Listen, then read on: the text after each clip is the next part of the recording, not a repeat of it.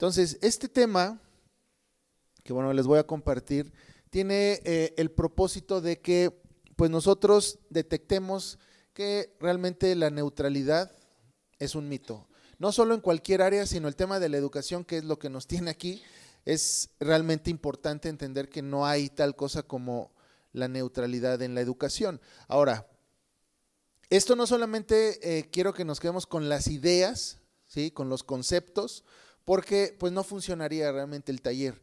El punto es de que todos estos conocimientos o toda la información que les comparto, pues nos hagan hacer conciencia y tomemos un paso, ¿verdad? Un paso a, bueno, a ser fieles con la educación de nuestros hijos. Siempre va a ser el punto, el tomar un paso más allá, ¿no? De simplemente, bueno, los llevo y pues ya, ¿no? Alguien más se va a hacer cargo de instruir, de formar a mis hijos. Ahora, para comenzar, todos tenemos un concepto de qué es neutralidad.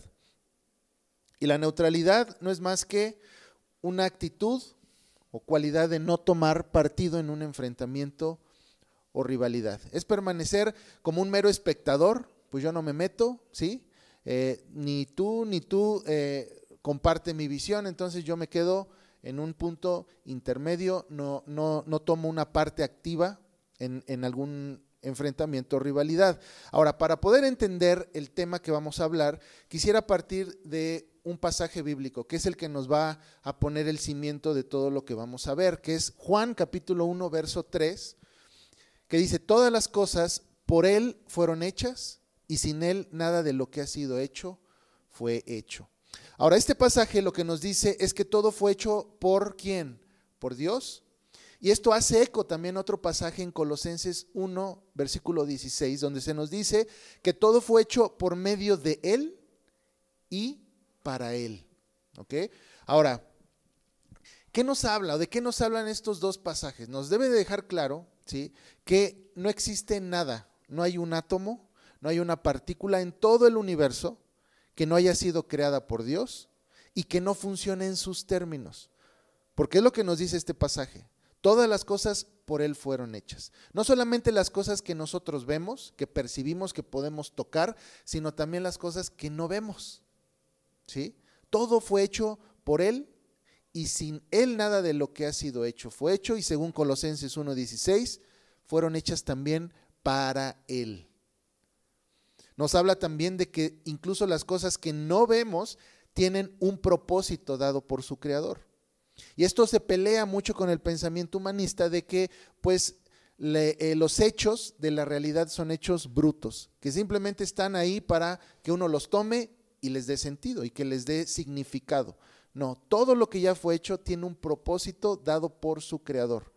Eso es lo que nos enseñan estos pasajes. Ahora, incluso la educación. La educación está hecha también para dar honra y gloria al Señor.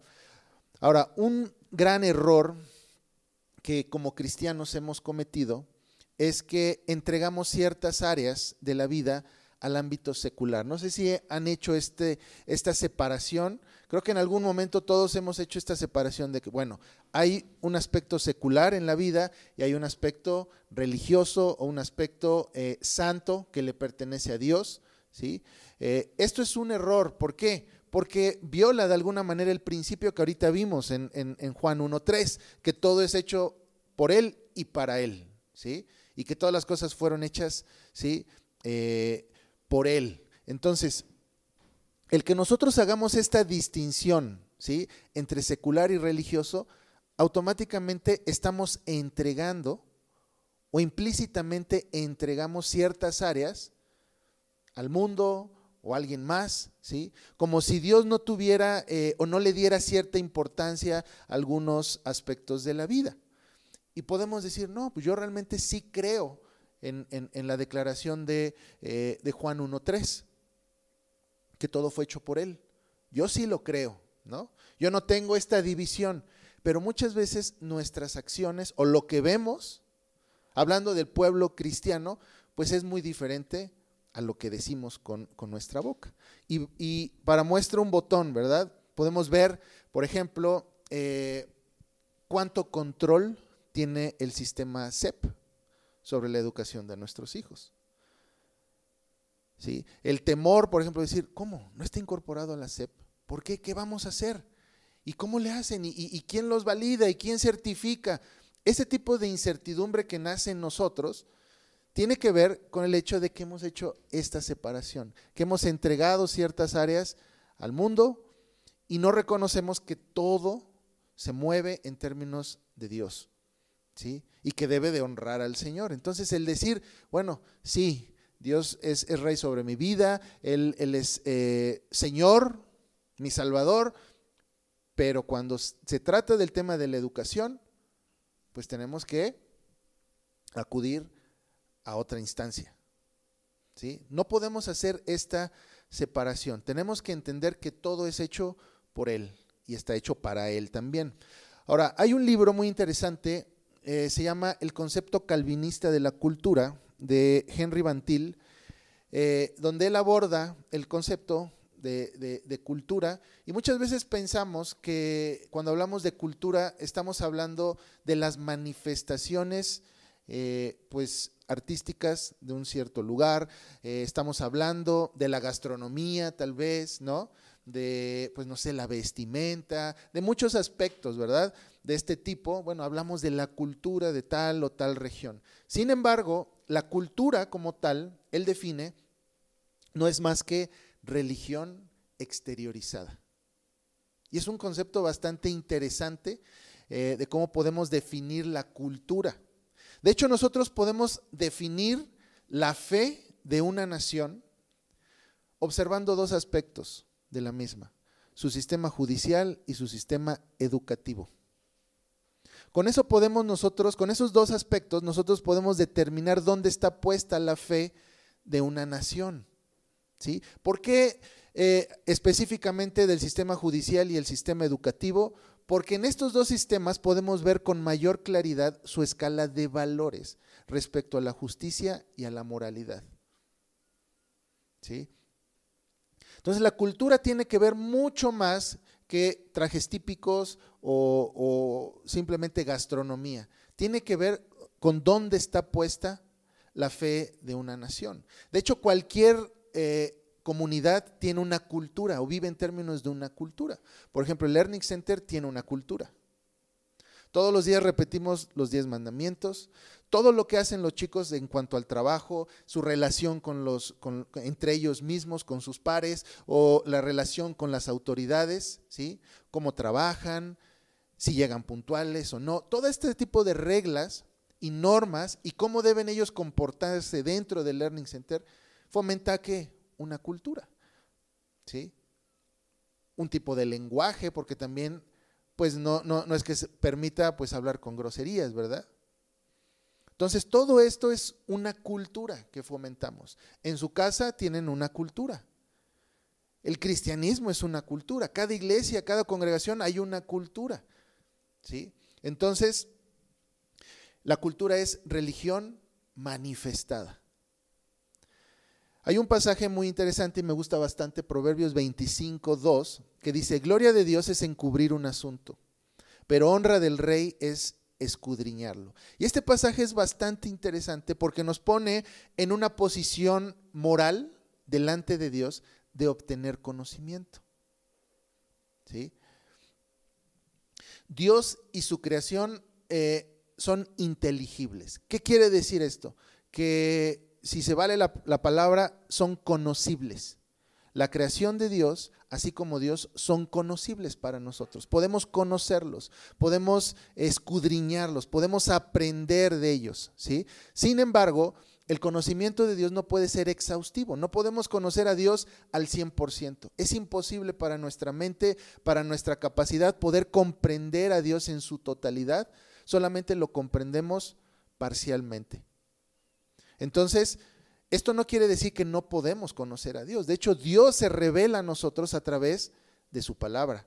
Nosotros podemos conocer acerca del carácter, podemos conocer acerca de lo que Dios quiere para mi vida, lo que Dios quiere para la historia, a través de conocer su palabra, a través de leer su palabra, ¿sí? Ahora, la educación tiene que ver con el conocimiento y la impartición también del conocimiento a la siguiente generación. Ahorita vamos a ver una definición de educación.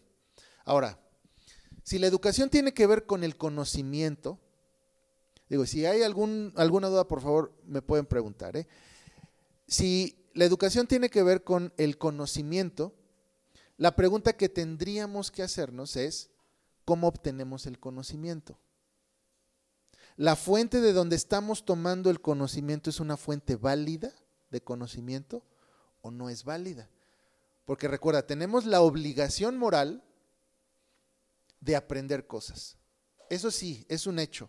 Siempre estamos aprendiendo cosas y siempre estamos transmitiendo conocimiento, siempre. Les ponía el ejemplo a los papás el día de ayer de que, por ejemplo, cada aspecto de la vida es un aspecto didáctico que Dios pone frente a nosotros para instruir a nuestros hijos. Por ejemplo, ¿cuál es tu relación laboral? ¿Sí? ¿O cuál es tu relación, por ejemplo, con tu jefe? Llegas a casa quejándote, es que ya me tiene harto, ya me puso otra responsabilidad más, algo que no me corresponde. Todo eso que tú comentas es algo que estás transmitiendo a tus hijos. Indirectamente tú les estás enseñando que hay una relación, ¿sí?, entre el trabajador y el jefe, y que normalmente esa relación no es siempre la mejor, o que hay injusticias, ¿sí? Ah, ¿cómo? Entonces que me den una responsabilidad más no es correcto, es injusto. Entonces indirectamente estamos siempre sumando conocimiento a la mente de nuestros hijos. Las cuentas que pagamos, vamos al corriente en nuestras cuentas, es algo que indirectamente tal vez no le estás diciendo, a ver niño, vamos a sentarnos y te voy a enseñar cómo es que se tiene que pagar la luz, el teléfono, ¿verdad? No, sino es algo que ellos observan. Ven tu actitud al manejar, ven tu actitud, por ejemplo, cuando llegas temprano, llegas tarde. ¿Cuáles son tu escala de valores, tus prioridades? ¿Sí? Todo esto es un aspecto didáctico que estamos constantemente transmitiendo a nuestros hijos. Entonces, no podemos ser meros espectadores en la vida. Siempre estamos aprendiendo o estamos transmitiendo conocimiento. Entonces, volviendo al tema del conocimiento, la pregunta es, ¿la fuente de donde estamos tomando el conocimiento es verdad? ¿Es genuina? ¿O es confiable o no es confiable? ¿Sí? Entonces, la educación es un aspecto inevitable de la vida. Y hay una rama en la filosofía que se llama la epistemología, ¿sí? Y la epistemología tiene que ver con esto. Les voy a dar una definición que dice, se trata del origen, la naturaleza, los métodos y los límites del conocimiento, descubriendo lo que sabemos y cómo llegamos a saberlo. Tal vez de entrada dices, pues es complicado entender esta definición, pero en términos coloquiales, la epistemología trata acerca de cómo sabes lo que sabes. ¿Sí? Todos sabemos cosas, todos tenemos conocimiento, sí o sí. Entonces, lo que trata esta rama de la filosofía es decirte cómo llegaste a ese conocimiento, o sea, ¿cómo sabes eso? ¿Qué dices que sabes? Yo sé que el cristianismo es verdad. Ah, ok, ¿cómo sabes eso? Yo sé que la educación cristiana es la educación o la único tipo de educación válida o genuina. Ok, ¿cómo sabes eso? ¿Sí? Eso es lo que trata esta rama, ¿sí? Entonces, hay que entender y por qué es importante y por qué lo menciono. No simplemente es para dar información y apilar datos en nuestras cabezas, no, sino porque dependiendo cuál es nuestro fundamento, de dónde partimos para obtener conocimiento, ¿sí?, eso va a determinar cómo vamos a vivir. Las ideas traen consecuencias. Ese es un hecho claro. Ahora, la pregunta 3 del Catecismo Menor nos dice, ¿qué es lo que principalmente enseñan las Escrituras? Y cuando hablamos de las Escrituras estamos hablando de la Biblia. ¿Qué es lo que principalmente enseña la Biblia o las Escrituras? Y la respuesta dice, lo que principalmente enseñan las Escrituras es lo que el hombre ha de creer con respecto a Dios y los deberes que Dios impone al hombre. Entonces, en esto podemos resumir, ¿sí?, prácticamente la enseñanza. Digo, no es todo lo que nos enseña, pero podemos catalogar en estos dos grandes principios. ¿Qué es lo que Dios nos enseña acerca de Él mismo y qué es lo que nos manda hacer? De hecho, cada vez que tenemos un devocional podemos aplicar este principio. Cualquier pasaje de la Escritura que te toque leer, decir, ok, ¿qué es lo que, Señor, quieres transmitirme acerca de ti, acerca de tu persona, cómo eres, cuál es tu carácter y qué es lo que quieres que haga o qué es lo que no quieres que yo haga, ¿verdad? Entonces las Escrituras son la revelación de Dios, tanto de sí mismo, de su carácter, como también la voluntad que Él tiene para nosotros. Entonces, ellas no solamente revelan la verdad, que es lo que debemos creer con respecto a Dios, porque eso es verdad, ¿sí? Sino también lo que nosotros tenemos que hacer, o sea, la voz de mando, la práctica, los deberes. Y hay una relación entre el conocimiento, que es la verdad, ¿sí? Y la práctica. El verdadero conocimiento no solamente son datos, sino es aplicación de esos datos. La sabiduría de la cual nos habla el libro de Proverbios, porque el libro de Proverbios está lleno de sabiduría, está lleno de consejos que son prácticos. La sabiduría de la cual habla la Escritura es sabiduría aplicable. Cuando nosotros solamente tenemos conocimientos y conocimientos e inflamos nuestra cabeza de puros datos y datos y datos, decimos que es conocimiento abstracto, poco útil. Pero lo que la Biblia nos manda es a obtener sabiduría, o sea, conocimiento, pero aplicado, obviamente desde un marco teológico, que honre y glorifique a Dios. Ahora, el punto es que la Escritura es verdad. Eso sabemos todos como cristianos, ¿verdad? La Biblia es verdad. ¿O piensa alguien que es una verdad? ¿O es la verdad? Entonces entendemos y presuponemos que es solamente una verdad. No hay otra verdad aparte, sino es la única. ¿Por qué? Porque es la palabra de Dios. Y la palabra de Dios nos dice que Dios mismo se ha manifestado a nosotros, no solamente por medio de su palabra, sino a través de lo creado, a través de la creación. Entonces, nuestra interpretación acerca del mundo, acerca de la realidad, solamente tiene una fuente, y es la Biblia, porque es verdad. Fuera de la Biblia no podemos confiar de que sea verdad o no verdad una fuente de conocimiento. Fíjate lo que dice Romanos 1, verso 20. Dice, porque las cosas invisibles de Él, su eterno poder y deidad, se hacen claramente visibles desde la creación del mundo, siendo entendidas por medio de las cosas hechas, de modo que no tienen excusa. Entonces, no hay manera de que nosotros pensemos, ¿sí?, de que Dios no se ha revelado de cierta manera a todas las criaturas, a todos los hombres. Pensamos, es que la gente que está en una isla, la gente que está en un lugar recóndito donde no ha llegado la Biblia, donde no ha llegado el Evangelio, ¿qué va a pasar con ellos? No conocen de Dios. Pues este pasaje nos dice que no hay ni uno que tenga excusa de decir, Señor, pues nadie me predicó, Señor, nadie vino con una Biblia, nadie, no, dice que Él se ha hecho claramente visible desde la creación del mundo, siendo entendidas por medio de las cosas hechas, de modo que nadie tiene excusa. Entonces, cuando lleguemos delante del trono del Señor, y el Señor diga a ustedes, no, ¿va a haber alguien que diga, qué injusto fuiste? No. No hay excusa. El Señor se ha revelado a sí mismo a través de las cosas hechas. El hombre fue hecho a imagen y semejanza de su Creador. Esto quiere decir que al hombre de fábrica, ¿sí?, se le ha dado cierto conocimiento inherente. ¿Qué quiere decir? Que nosotros desde que nacemos, ¿sí?, tenemos la capacidad de dar cosas por hecho. Muchas veces pensamos o se nos ha enseñado que cuando nace una persona, pues su mente es como un lienzo en blanco, ¿verdad? Que por medio de las experiencias, por medio de lo que se va impartiendo, pues es de que pues él va asumiendo cosas, ¿verdad? Ah, bueno, ya, Dios es verdad, sí existe Dios, o la Biblia es verdad. Pensamos que en eso, ¿verdad? Que es un lienzo en blanco, pero no es así. El hombre desde que nace tiene la capacidad de dar por sentado que Dios existe,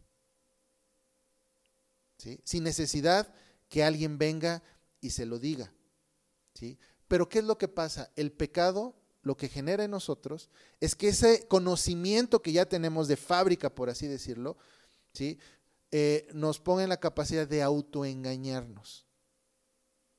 ¿Sí? Ahora, de pensar que podemos llegar a la verdad sin necesidad de la Escritura ni de Dios. Fíjate lo que dice Romanos 1, 18 al 19. Dice, porque la ira de Dios se revela contra toda impiedad e injusticia de los hombres, que dice, que detienen, o la Reina Valera dice, que suprimen con injusticia la verdad, porque lo que de Dios se conoce les es manifiesto, pues Dios se los manifestó. Entonces, todos los hombres tenemos la capacidad de ¿qué? De dar por sentado ciertas cosas. Por ejemplo, que Dios existe. Pero el pecado lo que genera es que el hombre detenga, suprima con injusticia la verdad.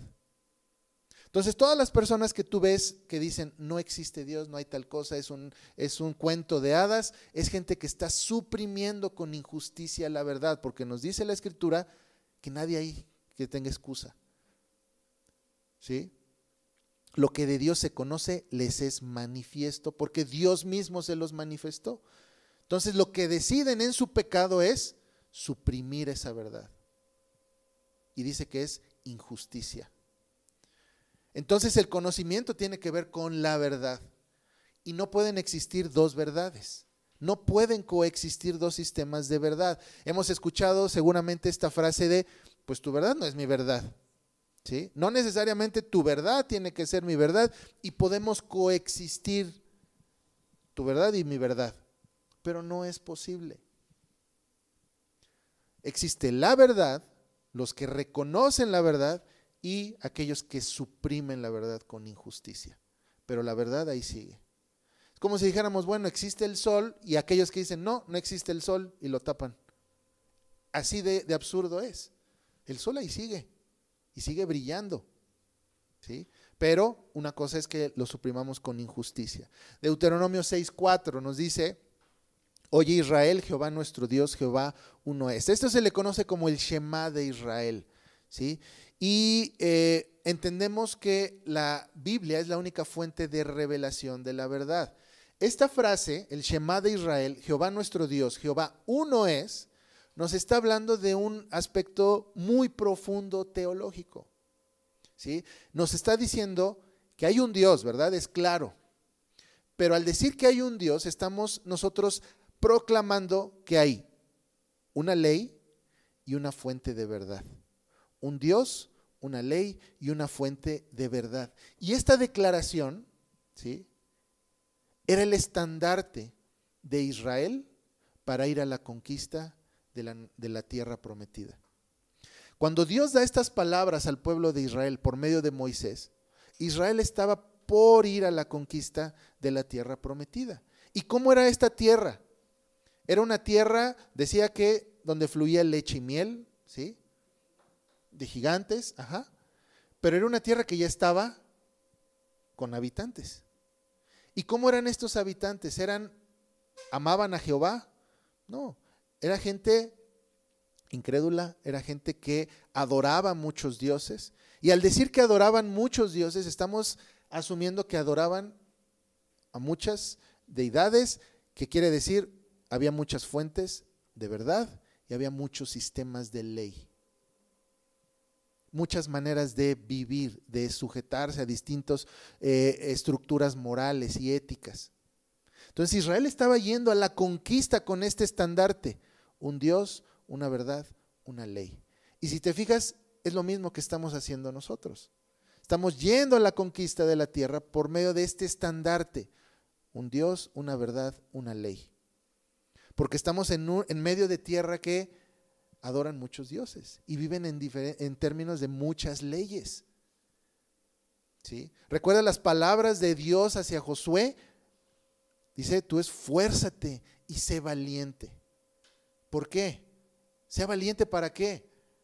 ¿Para enfrentarse a las naciones? No, dice, para poner por obra estos mandamientos que yo te estoy dando. O sea, ellos tenían que ir a esta tierra, ¿qué? A poner por obra esta ley. Este estandarte que ellos llevaban, lo tenían que llevar como su bandera. Ahora, ellos tenían que llegar y conquistar por medio de la milicia, por medio de las armas. Pues sí, seguramente. pero principalmente la conquista de la tierra prometida era una conquista cultural. Hace algunos años les comentaba sobre un ejercicio sobre el conocimiento, cómo llegamos al conocimiento, y les ponía este ejemplo. No sé si algunos recuerdan el ejercicio de la máquina de escribir, ¿sí? Que para los que no estuvieron en aquel taller, yo ponía este ejemplo. Les ponía en una situación donde imagínense que hay un lugar, una isla, un lugar donde vive una cierta cultura, una sociedad, ¿sí? Donde estas personas no tienen nada de contacto o no han tenido ningún contacto con el mundo exterior. Hablemos de una isla, ¿sí? Que nunca han tenido contacto con lo que tú y yo tenemos contacto. No conocen nuestro vocabulario, no conocen, ¿sí? nuestra manera de comunicarnos, no conocen nada de lo que tú y yo conocemos, están completamente aislados y así han vivido siempre. Y un buen día ellos encuentran una máquina de escribir. Y la pregunta que les hacía en aquel entonces es, ¿ustedes piensan que estas personas en algún momento de la historia pueden llegar a la conclusión de que eso que se encontraron es una máquina de escribir? ¿Qué piensan? Recuerden que no tienen nada de contexto, no conocen ni siquiera nuestro abecedario, no conocen nada de lo que nosotros conocemos, pero se encuentran ese objeto. ¿Piensan que pueden llegar al conocimiento de lo que es esta cosa? Algunos decían, bueno, pues por medio de presionar, de jugar ahí con el rodillo, ¿sí? Y dicen, bueno, tal vez con los años, si están muy duro y dale. Y les decía, bueno, imagínense que se aparece también ahí al otro día unas hojas. Entonces dicen, bueno, pues ya es más fácil, ¿no? Pues sí, ves que, mira, aquí entran y pican ahí unas teclas y aparece, pues no sé, una imagen de algo, ¿no? Un símbolo. Pero ni aún así llegarían al conocimiento de que eso es una máquina de escribir. ¿Qué creen que es lo que necesitan para que ellos sepan que es una máquina de escribir?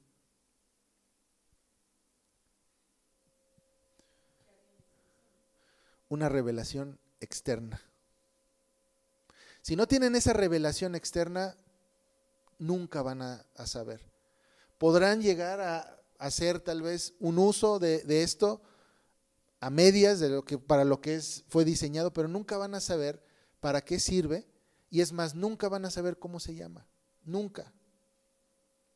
Necesitan una revelación ¿de dónde? De afuera, una revelación especial y externa. Ahora, imagina que esa máquina de escribir es el mundo. Hay gente que quiere llegar al conocimiento del mundo, de esa máquina de escribir, por sus propios medios, experimentando, jugando con ella, ¿verdad? Pero es imposible. Necesitamos una revelación externa, una revelación especial. Ahora imagina que llega una persona con una revelación especial, que es la escritura, y te dice, aquí está. Esa es la manera que debes de vivir, así funciona la realidad, así funciona la naturaleza, tu entorno, así funcionas tú. Y la gente en su ignorancia, en su pecado, con injusticia dice, no, yo puedo llegar a mis propias conclusiones por mis propios medios. Es a lo que se refiere Romanos 1:20, que la gente con injusticia suprime la verdad. Eso es lo que hace el pecado en el hombre, ¿sí? Ahora, nosotros podemos concluir, tenemos dos fuentes de conocimiento, la escritura y la razón del hombre. Y en esto se basa todo sistema y currículo educativo. O lo cimentamos en la escritura o lo cimentamos en la razón de los hombres. Ahora, seguramente en la preparatoria estudiaron acerca de este hombre, Hegel. Él decía, no es Dios, sino la mente del hombre o la razón, la soberana del mundo. Fíjate, Por eso quería poner yo el fundamento primero de dónde parte el conocimiento, para que vean cómo hay hombres que parten de la razón. Ahora, Hegel fue uno de los filósofos más revolucionarios, a tal grado que todos los que vinieron después de él simplemente agregaron uno que otro punto a su doctrina, ¿sí? Para él la historia no es un acto de Dios, sino es un acto del hombre. La mente del hombre o la razón es la soberana del mundo. Y vamos a hablar sobre cómo podemos entender la filosofía de Hegel. Para él los hechos de la realidad no tienen significado o propósito hasta que la mente creativa del hombre ordena de manera lógica y les da significado y propósito. Volviendo al tema de la máquina de escribir. La máquina de escribir, por ejemplo, según la filosofía de Hegel, es un hecho sin significado. Es un objeto sin significado. Y no hay necesidad de buscarle un significado salvo el que yo le quiera dar. No debemos de gastar nuestra energía buscando qué es, sino mejor definimos qué es y nos quitamos de problemas. El hombre es la medida de todas las cosas y la autoridad última, es el juez. Ahora, ¿esto cómo se contrapone con la filosofía cristiana? La filosofía cristiana dice que el acto creativo de Dios es el que da a todos los hechos significado y propósito, ¿sí? Esa máquina de escribir no es un hecho aislado, no es un hecho bruto en la naturaleza, sino es algo creado por el Señor. Su palabra es la palabra creativa original que trae a existencia y ordena todos los hechos de la realidad. Entonces, en base a esto, el hombre es capaz de entender el mundo en el que vive porque es parte de esa creación ordenada. ¿Ok? Ahora, la pregunta 10 del Catecismo Menor nos dice, ¿cómo creó Dios al hombre? Y esta pregunta es muy importante, ¿sí? De hecho, cualquier currículo educativo tiene que fundamentarse en esta pregunta. Muchas veces cuando va la gente a preguntar a las escuelas y pregunta por información, ¿qué es lo que normalmente preguntamos? ¿Acerca de qué? Pues en cuánto está la colegiatura, ¿no? ¿Qué actividades tiene? ¿Cuál es el sistema? ¿Tienen espacio para juegos? ¿Tienen actividades extracurriculares? Y en esto se basan las preguntas normalmente, ¿verdad? Que la gente hace. Pero la pregunta yo creo que crucial, o una de las preguntas cruciales que tendríamos que hacer es, ok, a ver, ustedes como institución educativa, ¿qué concepto tienen del hombre? Para ustedes, ¿qué es el hombre? ¿Y por qué? Porque de acuerdo al concepto que tengamos del hombre es que vamos a definir cuál va a ser el currículo o la meta, o la estrategia, perdón, para llegar a la meta. Si nosotros, por ejemplo, pensamos que el hombre viene del mono, que es un proceso evolutivo, así va a ser el currículo. Vamos a armarlo de tal manera que se adapte al concepto que tenemos de hombre. Si nosotros pensamos que el hombre es polvo de estrellas, que viene del Big Bang, ¿sí? Entonces, ¿qué propósito puede tener el polvo de estrellas? Entonces, ¿cómo vamos el polvo de estrellas que fue evolucionando y que ahora es un niño y que ese mismo polvo de estrellas pues ahora es una planta o es una vaca, ¿sí? ¿Qué diferencia hay entonces entre esto? Y podemos ver muchas filosofías, sobre todo filosofías orientales, ¿sí? Que le dan mucho peso, por ejemplo, a la vida de los animales. No toques a las vacas, ¿no? Porque son sagradas. Y esto parte de un entendimiento del hombre. Para ellos el hombre no es un ser creado con dominio sobre la creación. Para ellos es un ser a la par de la naturaleza. ¿Sí? Entonces sí empezamos a ver cómo el concepto del hombre tiene que ver en cómo nosotros armamos un currículo, ¿sí? ¿Cuál es la respuesta a la pregunta 10? ¿Cómo creó Dios al hombre? Dice, Dios creó al hombre varón y hembra según que su propia imagen, en ciencia, justicia y santidad, con dominio sobre todas las criaturas. Ahora, nos está diciendo que el hombre es hecho imagen de Dios, eso es lo que nos dice la Escritura, y está hecho en ciencia, justicia, santidad y con dominio sobre las criaturas. ¿Qué significa? Que el hombre, al ser creado a imagen de Dios en ciencia, esto quiere decir que el hombre tiene la capacidad de conocer su entorno. Número 2, en justicia quiere decir que el hombre tiene un sentido nato de lo que es bueno y malo. ¿Sí? Dice la palabra de Dios que Dios grabó su ley en el corazón de los hombres. Pero también dice que tiene dominio sobre las criaturas, sobre la creación. Entonces el hombre tiene un propósito y una tarea. El propósito no es que el hombre sea feliz. El propósito no es de que el hombre se realice profesionalmente, sino el propósito del hombre, ¿cuál es? El que sojuzgue la tierra bajo Dios. Sea cual sea el llamado que nuestros hijos tengan, esa es la meta. Muchas veces educamos y mandamos a los hijos a la escuela para que ellos sean exitosos en la vida, ¿sí o no? Para que puedan conseguir un trabajo muy bueno, para que les paguen bien, para que no sufran escasez en la vida.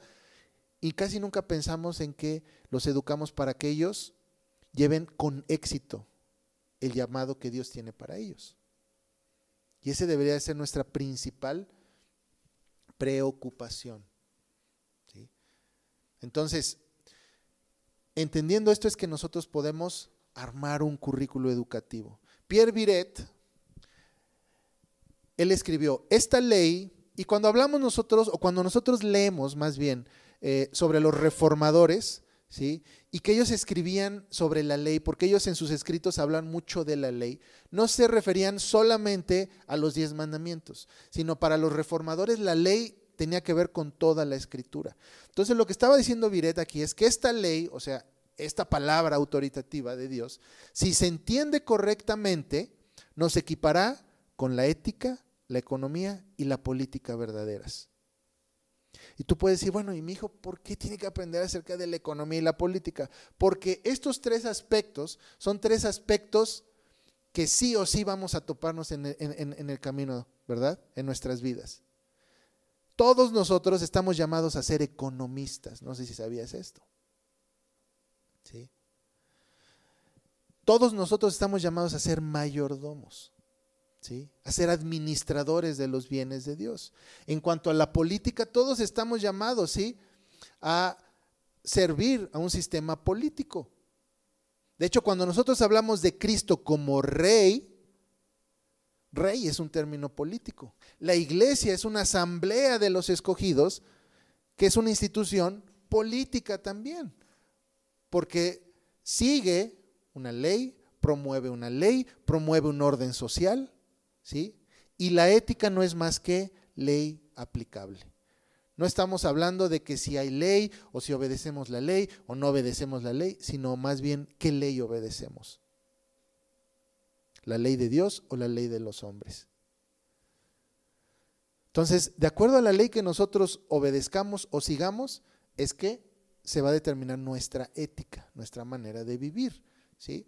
Entonces, si nosotros entendemos la escritura como la autoridad máxima para el hombre, es que vamos a estar capacitados en ética, economía y política verdadera. Y es muy interesante esto. Ahora, ¿por qué hablar de conocimiento y la epistemología? Vamos a hablar por qué la epistemología cristiana es válida. Número 1, porque es consistente dentro de sus propias presuposiciones. Ese es el primer aspecto. ¿Sí? Más bien la Biblia lo que nos dice es que el universo, toda la creación fue creada por Dios y está ordenada, ¿verdad? Entonces, ¿qué pasa cuando tú vas a lavar tus dientes y tomas la pasta de dientes y la presionas? ¿Tienes temor de que salga otra cosa que no sea pasta de dientes? No. ¿Estás seguro que va a salir pasta de dientes? Porque vivimos en un mundo ordenado y unificado, que solamente se entiende desde las presuposiciones cristianas. Porque eso es lo que nos dice la Escritura. Pero ¿qué tal si fueras realmente consistente, o si más bien si los incrédulos que piensan que venimos de una explosión del azar en el pasado, si fueran realmente consistentes, cada vez que aprietan la pasta de dientes lo harían así? Pues no saben qué va a salir, porque según su manera de interpretar la realidad, pues el mundo está gobernado por el azar. Pero no son consistentes con su propia epistemología, sino que ellos se suben al carrito del cristianismo para dar sentido a su vida. Es por eso que la epistemología cristiana es válida, porque es consistente dentro de sus propias presuposiciones. Número 2, armoniza todo el cosmos, o sea, toda la creación, en una cosmovisión unificada que está basada en principios consistentes en sí mismos. O sea, la manera de ver el mundo es consistente con lo que dice la Escritura. ¿Sí? El cosmos es una entidad, o la creación es una entidad unificada, porque encuentra su significado y propósito en el acto creativo del Dios de la Escritura. Por lo tanto, es inteligible, o sea, es conocible y explicable solamente en términos de la palabra de Dios. Todo lo que vemos, ¿sí?, se entiende y se puede explicar por medio de la Escritura.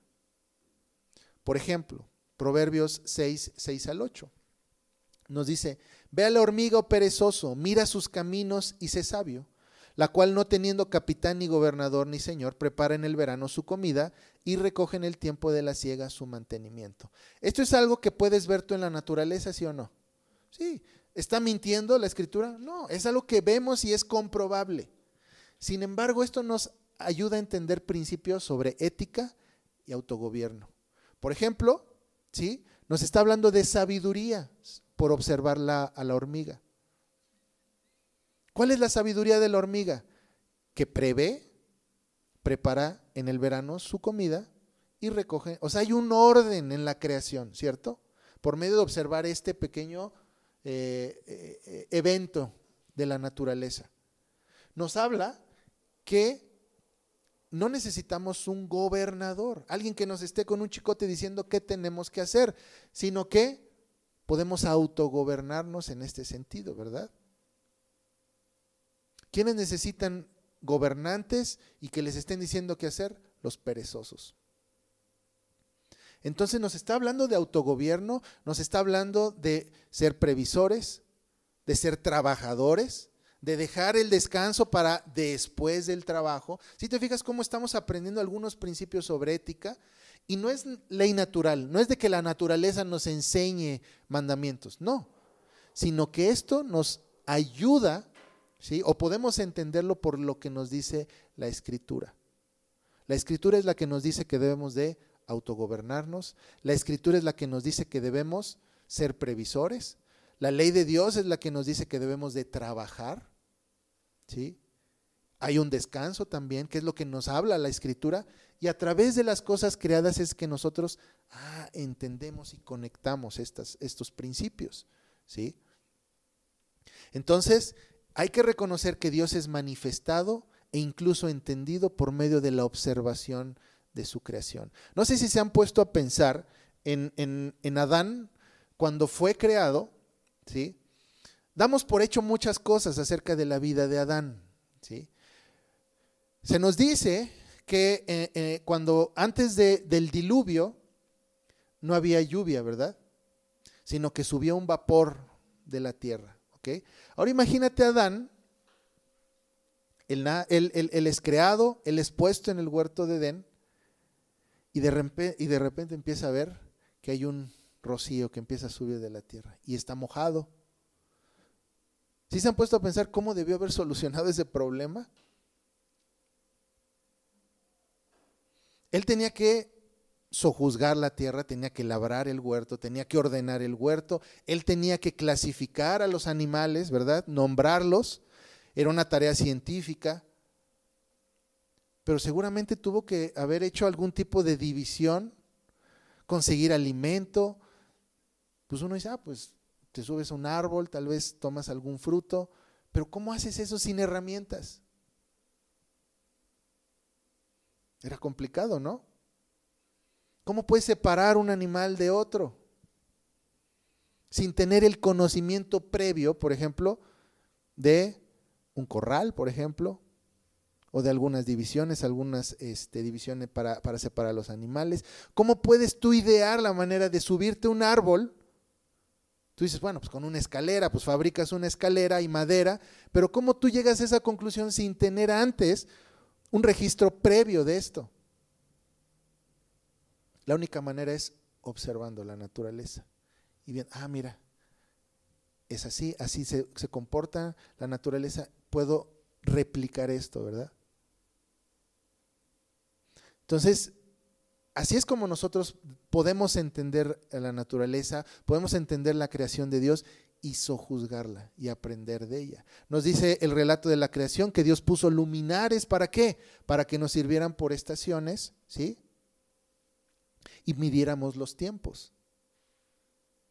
¿Qué es lo que hace el hombre en su necedad, en su injusticia? Él se pone por debajo de la creación. Y ahora las estrellas ya no te sirven para medir los tiempos, sino para ver qué es lo que me depara el futuro. ¿Sí? Entonces es cuando el hombre se pone como un subordinado sobre la creación y no como el gobernante. Pero ¿cómo vamos a saber que somos gobernantes sobre la creación? Solamente yendo a la Escritura. Ahora, vamos a pasar al siguiente tema, que es la educación. ¿Cómo todo esto que acabamos de hablar tiene que ver con el tema de la educación? Ahora, esta es una definición muy general acerca de educación, ¿sí? Dice, es un proceso mediante el cual al individuo se le suministran herramientas y conocimientos esenciales para ponerlos en práctica en la vida cotidiana, en donde una persona previamente estudiada, o sea, el maestro, y educada, que dice ahí, implantará en el pequeño identidades, valores éticos y culturales para ser una persona de bien en el futuro. Qué gran responsabilidad, ¿verdad? Dejar a tus hijos o entregar a tus hijos a una escuela, pues sabiendo que una persona previamente estudiada, educada, va a implantar en tu hijo identidades, valores éticos y culturales. ¿Sí? Ahora, esto es una definición general de educación. La educación cristiana no solamente son materias, no solamente son ciencia, estudios sociales, matemáticas, español, ¿sí? La educación cristiana no es devocionales de vez en cuando, entre semana. La educación cristiana no es orar antes de los desayunos, antes de comer. No, la educación cristiana es cosmovisional, es cada área de la vida instruida por medio de la Escritura o tomando como fundamento la Escritura. Enseñamos matemáticas tomando como fundamento la Escritura. ¿Sí? Enseñamos ciencia tomando como fundamento la Escritura. Enseñamos cuál es la relación entre pares, entre alumnos, entre supervisores, por medio de la Escritura. No en base a mi experiencia, no en base a la experiencia del supervisor. Es que a mí lo que me ha funcionado en mi vida es que, pues no hagas más de lo que te pidan. Mantente bajo el radar, porque si no te van a pedir muchas cosas y no te va a dar tiempo de acabar tus metas. Eso sería enseñar bajo mi experiencia. Enseñamos según lo que dice la Escritura. Ahora, ¿cómo podríamos nosotros definir la educación cristiana? De esta manera. La educación cristiana es transmitir la cultura de Dios. Ahora sabemos qué es la cultura, ¿verdad? Transmitir la cultura de Dios y dar herramientas a los hijos para entender la realidad partiendo de Dios y su palabra. Eso es la educación cristiana, ¿sí? Transmitir la cultura de Dios a la siguiente generación y dar las herramientas para que ellos comprendan la realidad.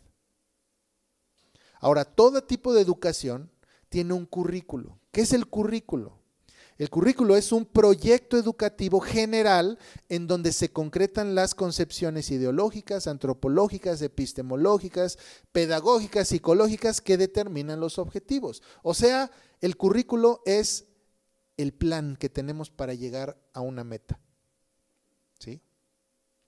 Y nuestra meta debe de ser capacitar al niño o que esté realmente preparado para toda buena obra. Esa es la meta. Entonces, si queremos que nuestros hijos, ¿sí?, sean preparados para toda buena obra, sean preparados para el servicio al reino de Dios, sean preparados para poder juzgar todas las cosas, ¿sí?, para avanzar el reino de Dios, entonces el currículo que vamos a utilizar es aquel que nos va a llevar hacia esa meta. ¿Sí? El currículo también responde a la pregunta, ¿para qué aprendemos? ¿Sí? ¿Por qué están aquí aprendiendo? ¿Por qué llevan este sistema? ¿Por qué hacen esto? ¿Por qué hacen lo otro? Todo tiene un propósito. Muchas veces dicen, ¿por qué Están aprendiendo los 10 mandamientos. Hay un propósito. ¿Por qué tienen que aprenderse mensualmente un pasaje de la Escritura? Porque hay un propósito. ¿Sí? Cada aspecto de la educación tiene un propósito y el propósito es llevarlos a esa meta, que es que sirvan a Dios, que sirvan al pueblo de Dios, que sirvan a su reino, que sean capacitados para entender la realidad y que ahora ellos puedan transmitir esa misma cultura a la generación que viene.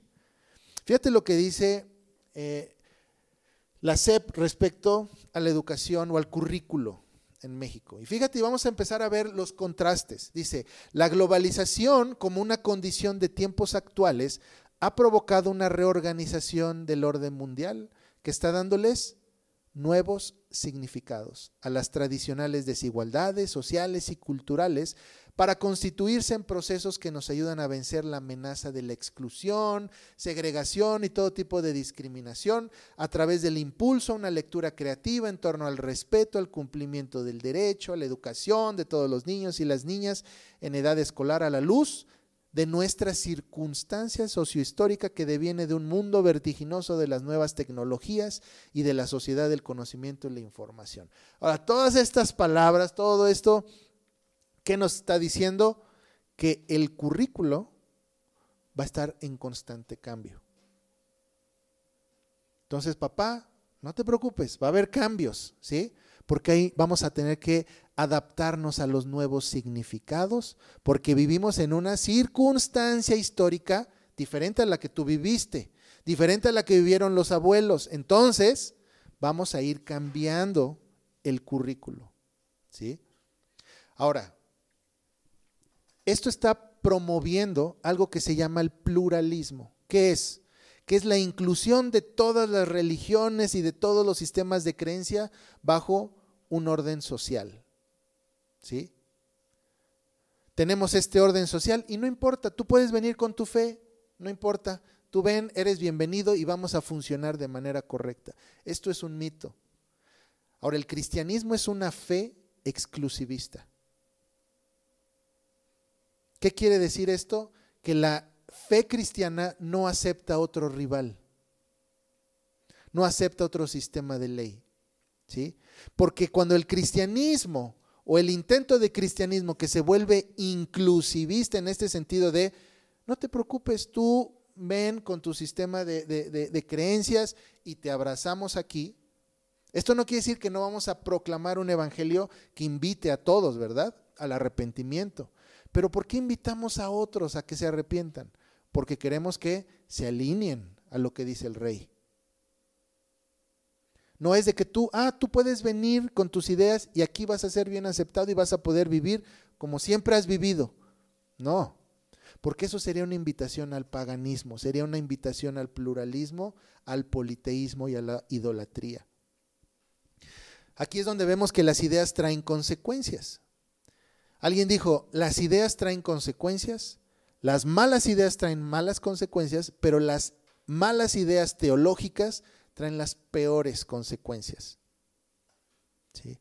Entonces, la educación cristiana, así como la educación humanista, parten de puntos distintos. Entonces podemos decir, pues sí, es que pues tanto en la escuela humanista te enseñan matemáticas, pues también aquí en la escuela cristiana enseñan matemáticas. Pues ¿cuál es la diferencia? La diferencia viene en los puntos de partida. Y al tener puntos de partida distintos, aunque sean entre comillas las mismas materias, nos van a llevar a puntos diferentes o a metas diferentes. ¿Dónde comenzó este conflicto? En el huerto. El huerto de Edén, ahí se dio inicio a la batalla de cosmovisiones, que va a marcar más adelante lo que ha sucedido en la historia del hombre y la guerra en contra de Dios. Y eso es justamente lo que vemos en los dos tipos de educación. ¿Cuál fue la tentación en el huerto? Es cierto que Dios ha dicho, poner entredicho la palabra de Dios. Ustedes serán divinos, ustedes serán su propia ley. Ustedes van a poder determinar lo bueno y lo malo según lo que ustedes quieran. Cada uno va a hacer lo que bien le parezca.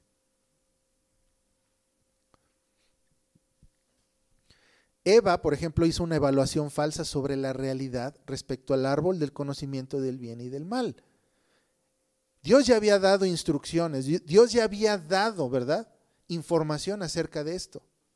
Pero ella dijo, no, voy a reevaluar y voy a determinar por mí misma si es bueno o malo comer.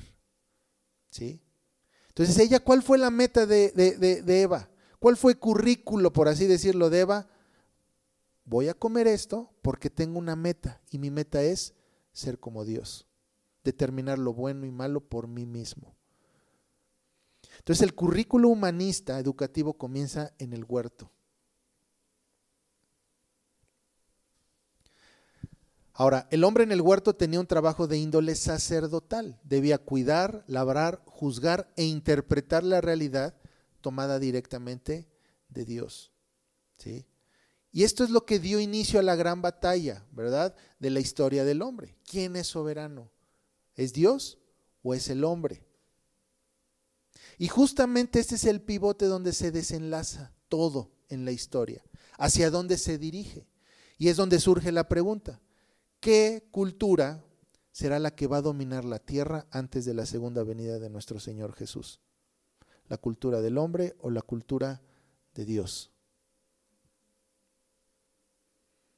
Este es el tema: la soberanía de Dios versus la soberanía del hombre. Esa es la batalla en la historia. Esa es la batalla que vemos desde Génesis hasta Apocalipsis. ¿Quién es soberano? ¿Quién determina lo que es bueno? ¿Quién determina lo que es malo? ¿Quién determina lo que es correcto o incorrecto? ¿Dónde surge esto? Génesis 10, 8 al 10 nos dice que Nimrod fue el primer tirano.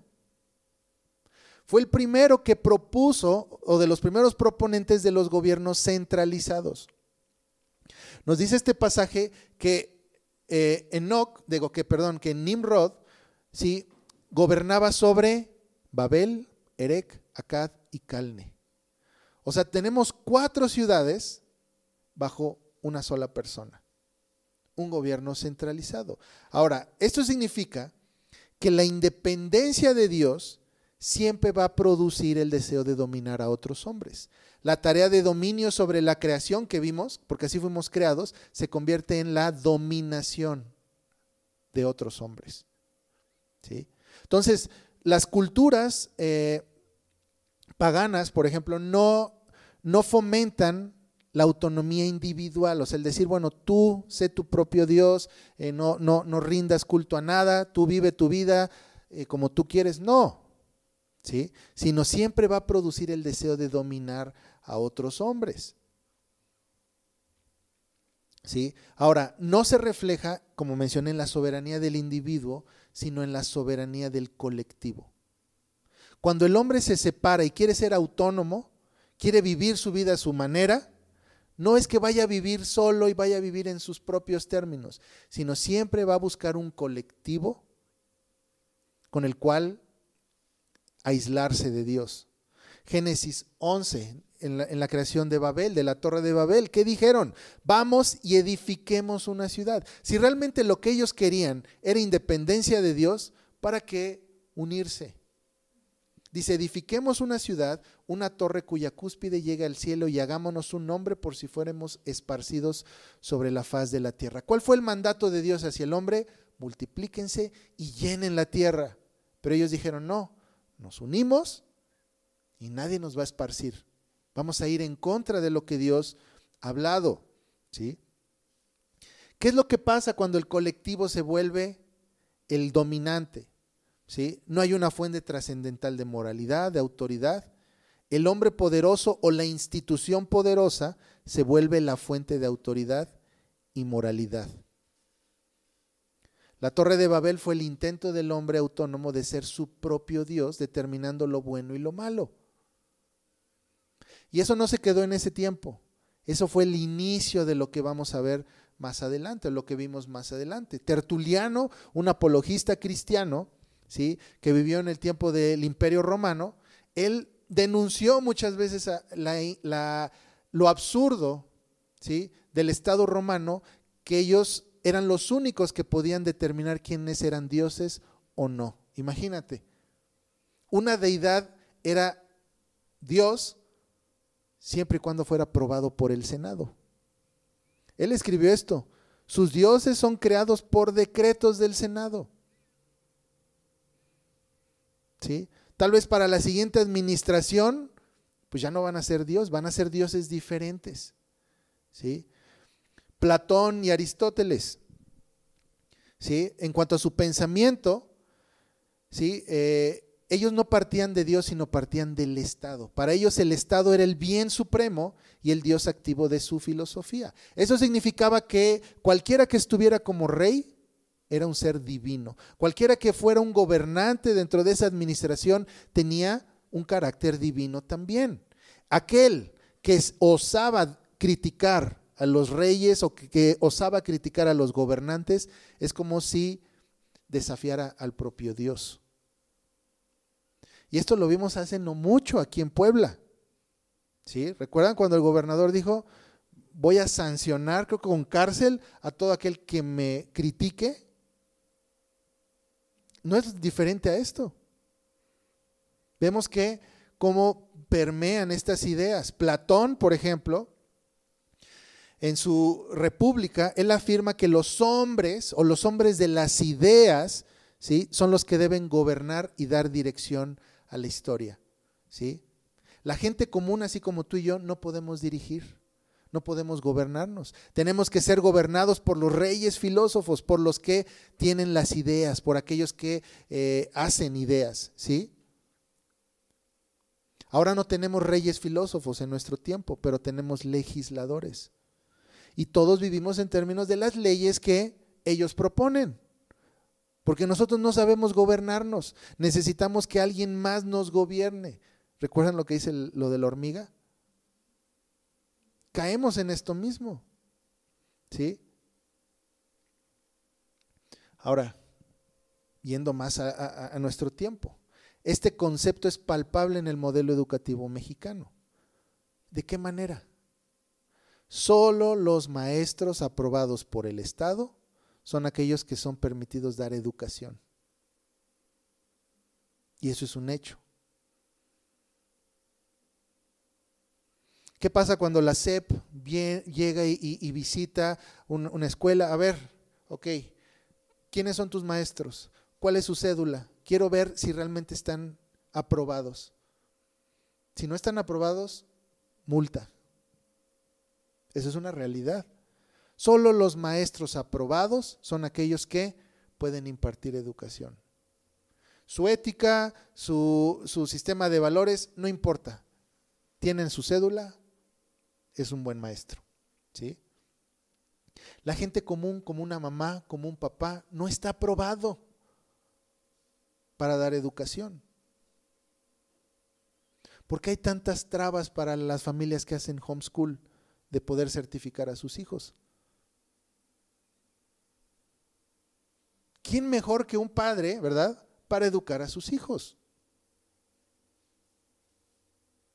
Pero necesitamos la aprobación del Estado para que puedan continuar con los estudios. ¿A qué voy con esto? Que todas esas ideas traen consecuencias y llegan a nuestro tiempo. Aristóteles, en la Ética, ¿sí?, en sus libros Política y Ética, él sintetiza también que el Estado es quien debe de determinar la moralidad. ¿Qué es lo bueno y lo malo? No Dios, no los padres, sino el Estado, porque el Estado es Dios. Todas estas ideas de los griegos llegaron, ¿sí?, a el culto al César, lo que se llama el culto al César. Aquí es donde vemos la culminación, ¿sí?, de algunas ideas de estos reyes filósofos griegos. ¿Cuál era el culto al César? ¿Qué determina el culto al César? Uno, que el bienestar del pueblo es la ley suprema. Número dos, el Estado era el juez del bienestar. Tres, no negar la libertad de religión. O sea, tú puedes llevar a cabo la religión que quieras. O sea, toleramos tu religión. La sumisión de la religión al bienestar del pueblo. El Estado era exento de la crítica y la palabra del Estado era superior a la palabra de Dios. Ahora, ¿cuál fue el problema que tenía Roma o el Estado romano con los cristianos del primer siglo? ¿Cuál fue el problema? ¿Cuál fue el choque? ¿Por qué hubo persecución? ¿Por qué los mataban? No porque tuvieran un culto llamado Jesús, no porque tuvieran, ¿sí? Un Dios, ¿sí? Con el nombre de Jesús, porque al fin del día el Estado romano era un Estado que permitía muchos dioses. Había suficientes nichos para poner un Dios más, una deidad más. Ese no era el problema. El problema fue de que ellos reclamaban que había otro rey. Hechos 17, 6 al 7 dice: estos que trastornan el mundo entero también han venido acá, a los cuales Jasón ha recibido, y escucha, y todos estos contravienen los decretos de César diciendo que hay otro rey, Jesús. Ese fue el problema. No que dijeran, bueno, yo adoro a Jesús, sino que decían, hay otro rey. O sea, una declaración política de que hay otra ley y nosotros estamos con este rey. Y es más, no solamente estamos con este rey, sino que tú, César, tienes que venir y arrodillarte ante este rey. Ese fue el problema. La iglesia moderna, ¿por qué no está siendo perseguida? ¿Por qué ha encontrado una cierta comodidad en decir, bueno, pues yo tengo mi culto, ¿sí? Pero también quemo incienso, ¿verdad? A otro Dios. Entonces no hay problema, puedo vivir en este balance de, bueno, pues soy buen cristiano, pero también soy un buen ciudadano, ¿verdad? Digo, no estoy diciendo que no seamos buenos ciudadanos, sino que en este sentido, ¿verdad? De adoración, de someterte a otras leyes que contravienen las leyes de Dios, a eso me refiero. ¿Sí? Por eso no hay problema. ¿Qué pasa cuando el papá dice, no, yo quiero educar a mis hijos según la ley de Dios?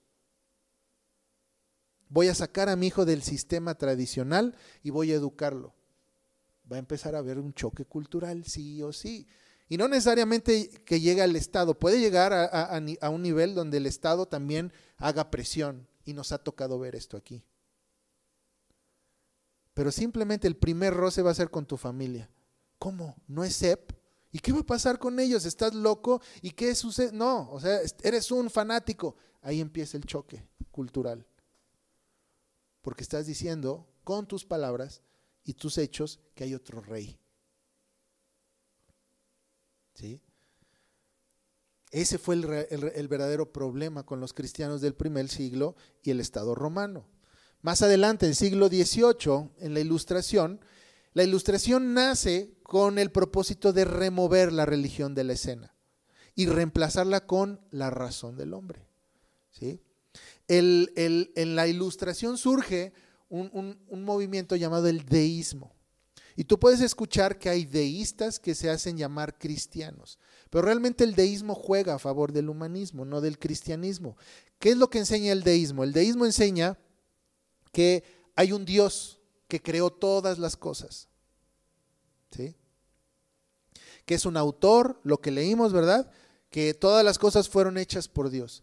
Pero la diferencia del deísmo al cristianismo es que el deísmo enseña, sí, hay un Dios creador, pero no es un Dios activo en la historia. Es como el relojero que dio cuerda al mundo y se fue. Y al pensar esto, ¿qué pasa?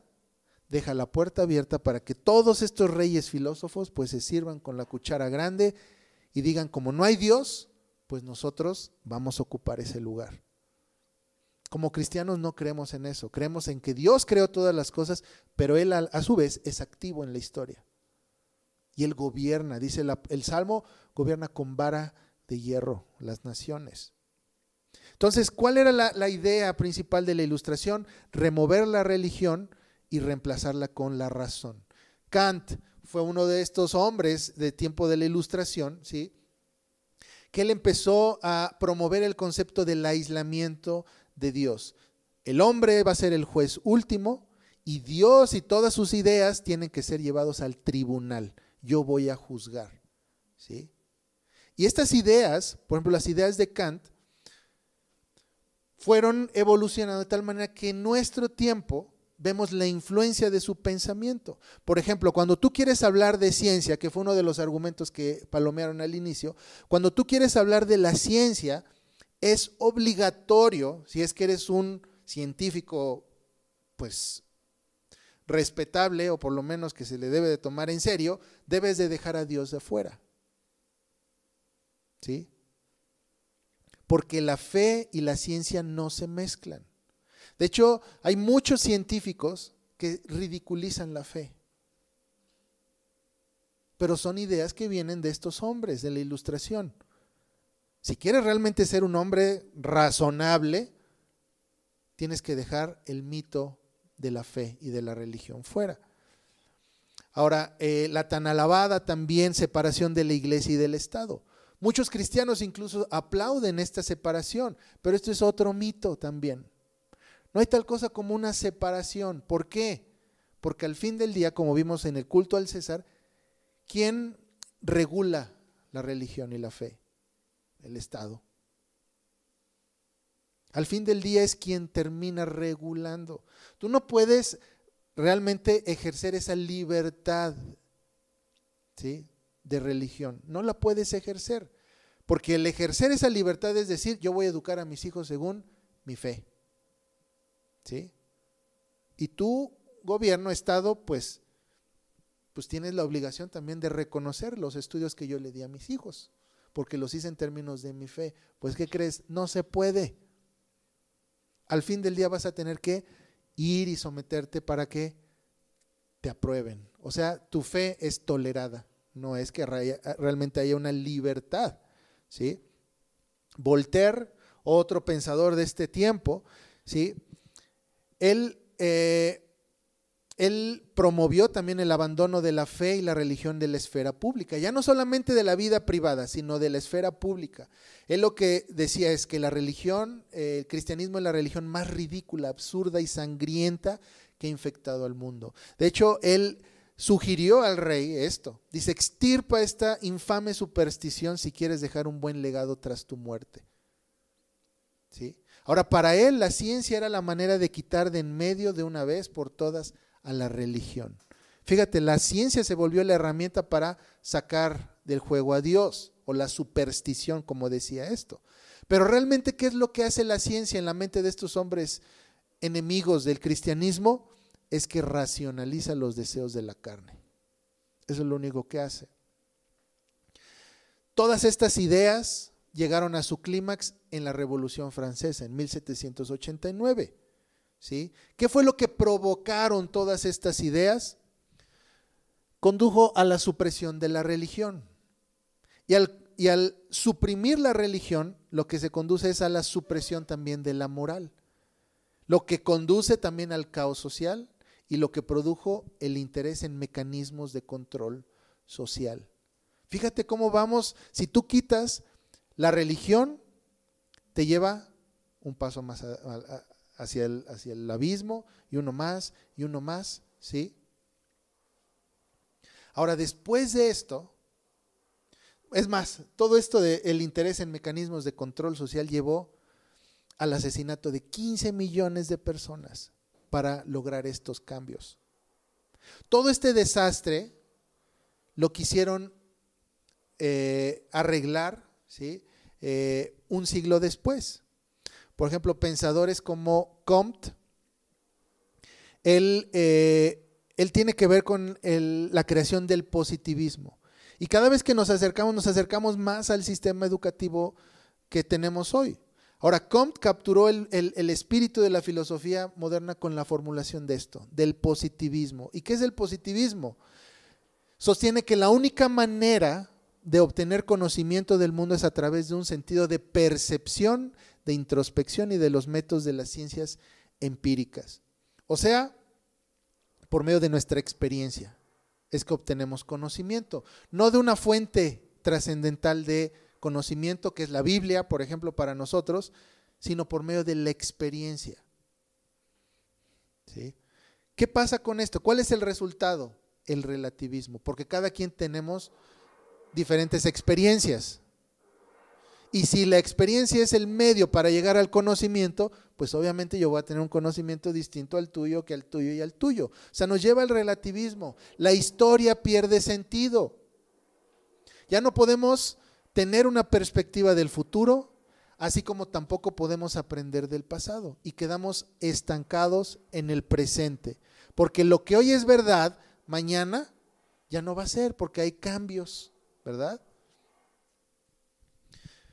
Otro extracto de la SEP, ahora del Plan y Programas de Estudios para la Educación Básica. Y fíjate cómo tiene que ver mucho con estas ideas. Dice, de ahí la importancia de que las familias, o sea, tu familia, comprendas a cabalidad la naturaleza y los beneficios que los cambios curriculares propuestos darán a tus hijos.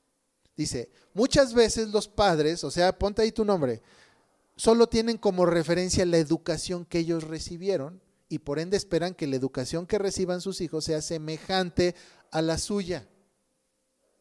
La falta de información puede llevarlos a presentar resistencias que empañarían el desempeño escolar de tus hijos. O sea, papá, comprende los beneficios que tienen estos cambios curriculares. No pretendas que lo que tú aprendiste sea lo que tus hijos van a aprender, porque eso ya no. Ya vivimos en otro tiempo, ¿sí? Lo que aprendieron tus padres, lo que aprendiste tú, ya no aplica con tus hijos, ¿sí? Entonces, papá, mamá, descansen que nosotros podemos, mejor que ustedes, instruir a los hijos. Ahora, para Comte, él tenía 3 conceptos acerca, o 3 etapas del conocimiento. La primera era la era teológica o ficticia. En esta época, o era para Comte, es que los hombres, ¿sí?, vivían en términos de supersticiones. Había un significado último que tenía que descubrirse por medio de la religión, ¿sí? Ese significado último de la vida, de la muerte, del hombre, había un significado último que tenemos que descubrir por medio de la religión. Para él esa era la primera era, la era teológica. La segunda es la condición metafísica o abstracta, que quiere decir que el hombre sigue en búsqueda de este sentido último, de significado, ¿sí?, pero ya lo hace ya no tanto por medio de la religión, sino por medio de la razón. Y la tercera, que es la fase científica o positiva, o sea, es a donde él quería llevar, es donde de plano los hombres abandonan por completo la búsqueda del conocimiento absoluto. Ya no hay necesidad de encontrar un significado último de la vida, de la muerte, de Dios, de la naturaleza. Ya no hay necesidad de hacerlo, sino se vuelve pragmático. Ahora, lo que me conviene, lo que me sirve, es a lo que me voy a dedicar a estudiar. Si no tiene sentido conocer acerca de Dios, mejor abandono el conocimiento y buscar el conocimiento de Dios y me dedico a las cosas que me funcionan solamente. Y creo que alguna vez me tocó escuchar en México una persona que estaba trabajando en SEP, creo que dio alguna conferencia, algo así, no recuerdo, fue hace tiempo, donde decía que ya no era necesario aprender ciertas materias o ciertas áreas o ramas de las matemáticas, porque decía, pues eso para qué, ya no lo van a ocupar, mejor abandonemos el estudio de esta rama de las matemáticas y enfoquémonos en los que sí van a ocupar, ¿sí? Entonces vemos cómo el abandono del conocimiento se da en esta fase según Comte, porque ahora lo que queremos conocer, ¿sí?, solamente es lo que nos sirve. El positivismo enseña que el bienestar del pueblo está por encima de cualquier otra cosa, incluida la palabra de Dios, que es lo que vimos antes. Ahora, ¿cómo estas ideas de estos franceses, de estos alemanes, a ver, que dijeron vamos a llegar al conocimiento por medio de la razón, qué tiene que ver con la educación? Pues que todas estas ideas de alguna manera determinan el currículo mexicano. Seguramente en lo que aprendimos en la escuela escucharon acerca de José María Luis Mora. Él fue el autor de la Ley de Instrucción Pública en 1833 y él dijo, los positivistas, fíjate, él trajo estas ideas a México. Fueron llamados a ejecutar reformas especialmente educativas porque la vieja educación falsificó y destruyó en sus raíces todas las convicciones que constituían un hombre positivo. Estamos hablando ya de México, ¿sí? Ahora, ¿a quién se refería cuando él hablaba de la vieja educación? A la iglesia. La iglesia era la que educaba a los hijos, ¿sí? Este hombre fue el que quitó la educación de la iglesia y la puso en manos del Estado. Y ha sido influencia a tal grado, fíjate, estamos hablando de 1833, y ha sido influencia a tal grado que ahora todos los padres dicen, ajá, pero si no está incorporado a la SEP, o sea, esa incertidumbre que tenemos naturalmente viene de esta persona, ¿sí? ¿Qué vamos a hacer? No podemos concebir la educación separada de la aprobación estatal. De hecho, la pregunta más frecuente que hemos recibido es esta. Ay, ¿qué pasa con cómo vamos a certificar? ¿Sí? Es una pregunta válida, ¿sí? Pero es muy común y nos revela hasta dónde han llegado estas ideas. Otro hombre, Gavino Barreda, él fue otro pensador positivista mexicano y él fue el autor de la instrucción pública años después, ¿sí? 33, 34 años después, en 1867, y él llevó el pensamiento positivista más allá. Él dijo, la principal y más poderosa rémora que detiene a nuestro país en el camino del engrandecimiento es la ignorancia. O sea, si tú quitas a Dios de en medio, el mayor problema para el progreso de una nación, ¿cuál es? La ignorancia. Entonces hay que resolver el problema de la ignorancia, porque la ignorancia es lo que nos mantiene en el tercer mundo, prácticamente, ¿no? Es lo que quiere decir. Para estas personas positivistas, marxistas, materialistas, históricos, el problema siempre es el entorno, las condiciones económicas, las condiciones materiales, que no ha llegado el internet, que necesitamos más escuelas, necesitamos o sea, siempre el problema va a ser externo. Pero ¿qué es lo que nos dice la Biblia? En Mateo 15, verso 11, no lo que entra en la boca contamina al hombre, más lo que sale de la boca es lo que contamina al hombre. ¿Cuál es el problema verdadero del hombre? No es intelectual, es moral. Ese es el verdadero problema. ¿Qué propone el positivismo? ¿Sí? En la ley de la instrucción pública de 1867 de Gavino Barreda, ¿sí? Decía, solo el positivismo puede traer orden en México. 2, es la obligación del Estado educar al pueblo, así que la moralidad, o sea, lo bueno y lo malo, tiene que ser un asunto del Estado y no de la iglesia. Un individuo debe pensar y creer como quiere, siempre y cuando sus pensamientos y creencias no alteren el orden social. La misión de la educación pública no es meramente enseñar, es hacer el orden social posible. ¿Sí? Entonces, difundir la ilustración en el pueblo es el medio más seguro y eficaz de moralizarlo y de establecer una manera sólida la libertad y el respeto a la Constitución y las leyes. Eso también lo escribió él.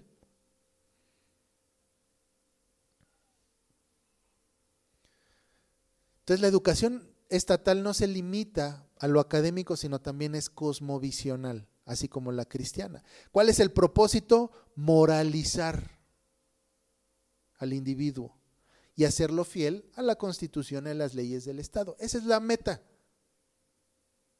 Hablábamos de la meta de la educación cristiana, que era preparar a los hijos para que sean siervos de Dios, ¿verdad? Para que cumplan su llamado bajo Dios con fidelidad y con éxito. Pero la educación también humanista tiene su propósito, que es moralizarlo, ¿sí? Y hacerlo fiel a la ley del Estado, sea Constitución o lo que sea, como se llame. La educación según el positivismo, y esto nos va a sonar muy conocido, debe ser obligatoria, gratuita y laica. Esto viene desde 1867. Ahora, laico. Es otro mito, porque el laicismo es una religión. El laicismo lo que pretende es dejar toda religión fuera, decir, no, aquí no vamos a hablar de religión, salvo la del Estado. Eso es lo que propone el laicismo. Porque no podemos vivir fuera de un sistema de ley, es imposible. Es un mito. Vamos a dejar a todas las religiones afuera, porque todas las religiones estorban para que podamos enseñar la religión del Estado. Y lo mismo hacemos nosotros como cristianos. No podemos meter otras religiones, por ejemplo, no podemos meter una religión, por ejemplo, mormona o budista. ¿Por qué? Porque va a estorbar en lo que queremos enseñar como cristianos, ¿sí o no? Lo mismo hace otro sistema de educación. No va a permitir que otra religión venga y se imponga porque estorba los propósitos que quieren enseñar. ¿Sí?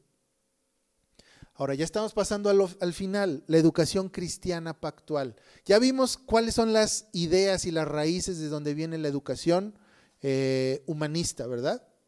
Ahora tenemos la educación cristiana pactual. Deuteronomio 6 al 9 es de donde fluye, ¿sí? O donde está cimentada la educación cristiana pactual. Lo que nos dice es, estas palabras que yo te mando hoy estarán sobre tu corazón. Cuando está hablando de estas palabras, ¿de qué habla? De los mandamientos del Señor. Dice, y las repetirás a tus hijos y hablarás de ellas estando en tu casa y andando por el camino y al acostarte y cuando te levantes, y las atarás como una señal en tu mano y estarán como frontales entre tus ojos y las escribirás en los postes de tu casa y en tus puertas. Ahora, si te fijas la diferencia con el currículo humanista, que te está diciendo, papá, lo que tú aprendiste ya no importa, vamos a cambiar el currículo cada vez que sea necesario, de acuerdo a la situación histórica que estemos viviendo. ¿Qué es lo que nos dice la Biblia? No, lo que tú aprendiste, transmítelo a tus hijos y así sucesivamente. ¿Cuándo? ¿De 8 a 2 de la tarde? No, dice, cuando estés en tu casa, cuando andes por el camino, al acostarte, cuando te levantes. Ahí es cuando tenemos que enseñar. Eso es educación cristiana. No solamente es de 8 a 2, sino es desde que se levantan hasta que se acuestan. ¿Sí? Ahora, repitiendo lo que les mencioné hace un rato, estas palabras fueron dadas en un contexto de conquista.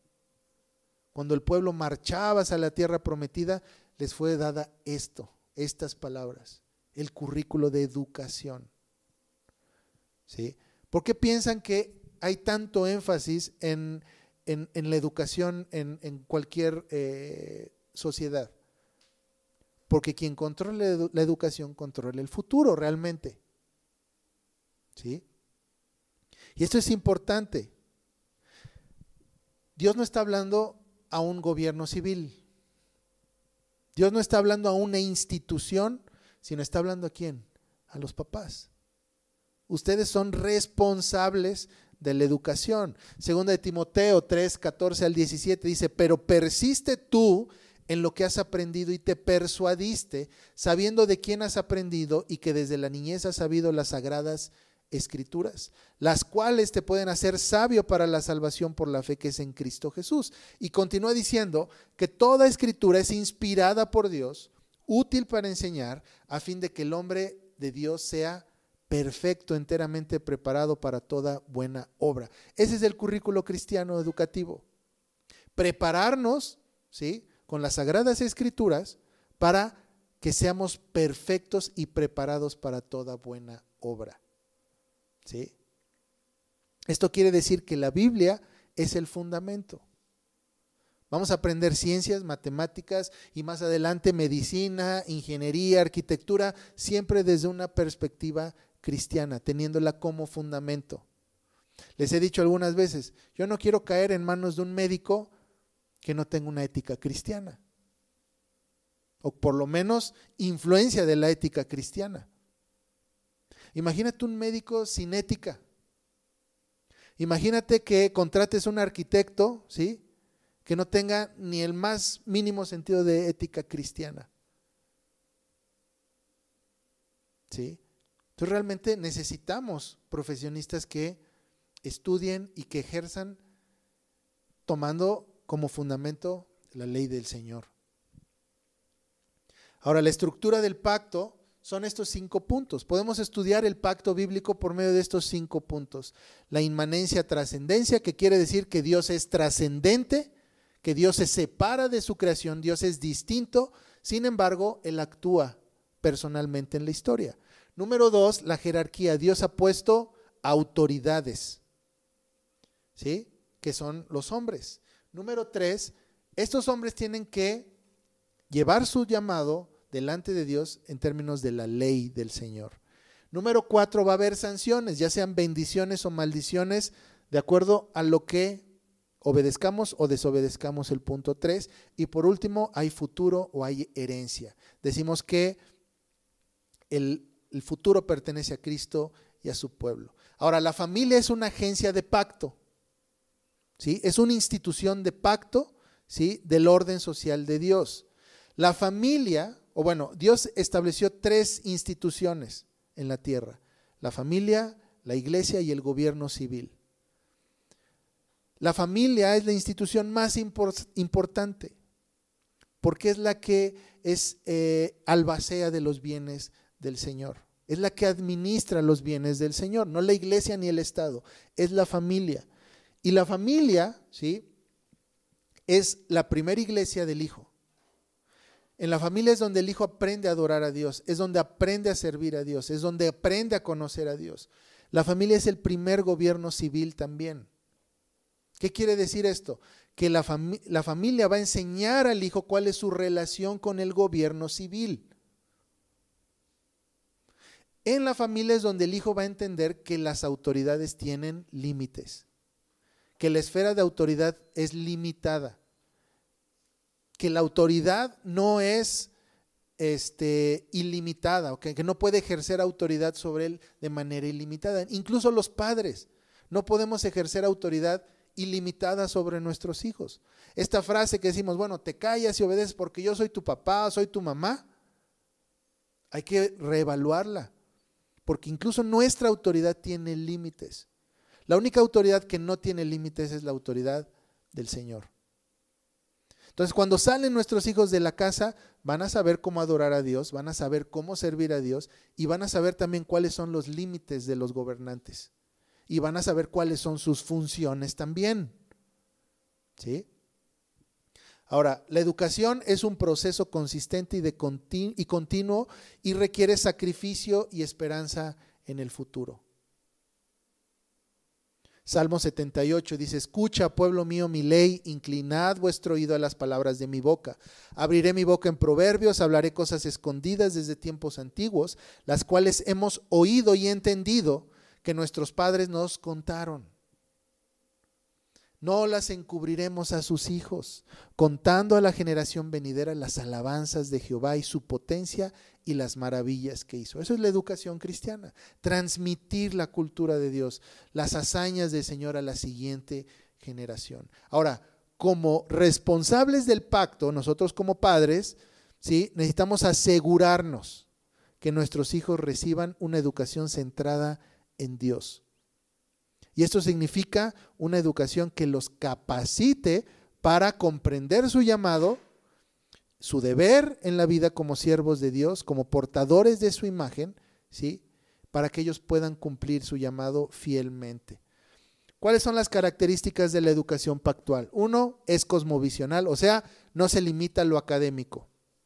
Número 2, nosotros como educadores respondemos a Dios, o sea, vamos a dar cuentas en algún momento de la historia ante Dios por lo que hicimos con nuestros hijos. Y 3, consiste en sabiduría práctica y no sabiduría abstracta. Todo es educativo. El que tú le enseñes a tus hijos, por ejemplo, a cambiar una llanta es sabiduría aplicable. Es sabiduría que ellos van a poder tener y van a poder aplicar al servicio de otros o de su propia familia. El aprender a hacer de comer, ¿sí?, eso también es sabiduría aplicable. Van a poder servir a otros por medio de eso aprendido. Cuando les enseñamos a barrer, a hacer su cuarto, a pintar, a cambiar, por ejemplo, ahí la mezcladora del baño, todo eso es sabiduría que pueden aplicar y que van a poner al servicio de otros. ¿Sí? Pueden ganar dinero, pero también pueden ayudar a otras personas. No solamente es las matemáticas, la educación, sino es todo lo que pueda servir y sumar para el reino de Dios. Ahora, concluyendo, tomando todo desde el principio, la única epistemología válida para la interpretación de la realidad es la cristiana. Proverbios 1:7 dice que el principio de la sabiduría es el temor del Señor. Número 2, el propósito de los padres es estimular a los hijos a llevar todo pensamiento cautivo a la obediencia a Cristo. 2 Corintios 10:4-5 dice, porque las armas de nuestra milicia no son carnales, sino poderosas en Dios para la destrucción de fortalezas, derribando argumentos y toda altivez que se levanta contra el conocimiento de Dios y llevando cautivo todo pensamiento a la obediencia a Cristo. La mente de tus hijos es el campo de batalla que ellos día a día, donde están peleando. Debemos enseñarles día a día a llevar todo pensamiento que se levanta contra el conocimiento de Dios, dice llevarlo cautivo. O sea, literalmente llevarlo como un prisionero de guerra a la obediencia a Cristo. Desde pequeños tenemos que enseñarles eso a nuestros hijos, a que lleven todo pensamiento cautivo. Todos los días se están enfrentando a retos en su mente. ¿Sí? No hagas la tarea. Ay, ¿para qué? Qué flojera. Ya me dieron el pasaje del mes. No, lo voy a dar hasta el último día del mes. Es un pensamiento que deben de llevar cautivo y decir, lo llevo a la obediencia al Señor. ¿Sí? Ay, ¿para qué hacer las cosas bien? Mejor lo hago rápido con letra fea. Es un pensamiento en lo cual tus hijos están batallando día a día. Entonces tenemos que enseñarles a llevar esos pensamientos que se rebelan contra el conocimiento de Dios, llevarlos presos a la obediencia. La educación cristiana se basa en un entendimiento correcto acerca del hombre. Dice Génesis 1:26, entonces dijo Dios, hagamos al hombre a nuestra imagen, conforme a nuestra semejanza, y señoree en los peces del mar, en las aves, en las bestias, en toda la tierra y en todo animal que se arrastra sobre la tierra. Ese es el entendimiento correcto del hombre. Hay un propósito, hay un trabajo que tenemos que hacer. El currículo de educación cristiano debe tener como meta el cumplimiento del mandato cultural. Génesis 1:28, que es eco de lo que acabamos de leer, y Mateo 18:18-20, la gran comisión. Esa es la meta, ¿sí? Dice la gran comisión, hacer de las naciones discípulos de Cristo. Las naciones enteras tienen que someterse a la ley del Señor. No estamos hablando que el 100% de la nación va a ser cristiana, ¿sí? No estamos hablando de eso, pero la fe cristiana es la que debe regir. La cultura, como mencioné al inicio, el sistema educativo, el sistema judicial, ¿sí? Debe de ser cristiano. Eso es cuando una nación se vuelve cristiana, cuando se somete a las leyes del Señor. La educación es cosmovisional, o sea, estas palabras, lo que mencionamos en Deuteronomio 6:6-7, no solamente aplica de 8 a 2, sino es todo el día. La educación es pactual, nos habla de que somos responsables y que la educación va a llevar a un fin, a un futuro, ¿sí? Si somos obedientes, si cumplimos, si a cabalidad lo que Dios nos manda, va a haber, dice, bendiciones. Nuestros días van a ser prolongados. Y no solamente se refiere a los días de tu hijo, sino está hablando en términos de pacto. El pueblo de Dios va a prolongar sus días. Y termino ya con esta cita de Greg Bansen que dice, entonces, indiferentemente de cualquier tópico acerca del cual el niño pueda aprender, desde las matemáticas y las ciencias hasta la historia, los estudios sociales, cualquier, ¿verdad?, tema, literatura, artes, los padres tienen una responsabilidad otorgada por Dios de velar porque sus hijos aprendan esto, tanto como sea posible, dados los recursos y oportunidades disponibles para sus padres, con la perspectiva y aplicación de la cosmovisión cristiana, tal y como es derivada de la revelación de Dios. Entonces, entendemos que tenemos limitaciones también en cuanto a recursos, en cuanto a tiempo. Pero Dios no ve eso. Dios ve la fidelidad con la que usamos esos recursos.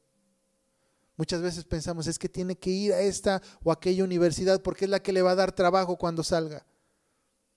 A Dios no le interesa realmente eso, le interesa que tú seas fiel con los recursos que Él te ha dado.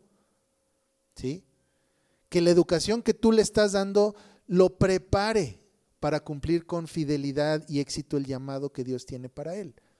¿Sí? Entonces hay que ser fieles con los recursos que tenemos. Si nuestros recursos son escasos, seamos fieles con eso. ¿Recuerdan la parábola de los talentos?